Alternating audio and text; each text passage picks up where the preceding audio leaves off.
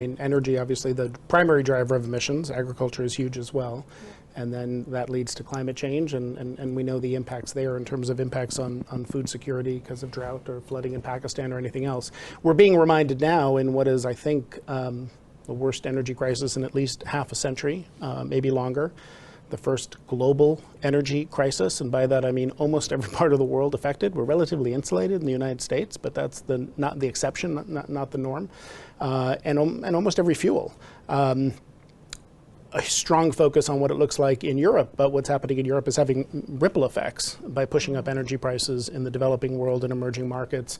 Pakistan, Bangladesh, which are having trouble affording natural gas, affording coal, everything is going kind of through the roof in terms of prices.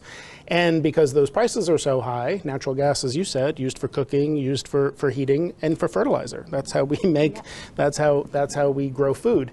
And I think somewhere around 70% of the fertilizer production in Europe is shut down right now, because we don't have enough energy. It's too expensive.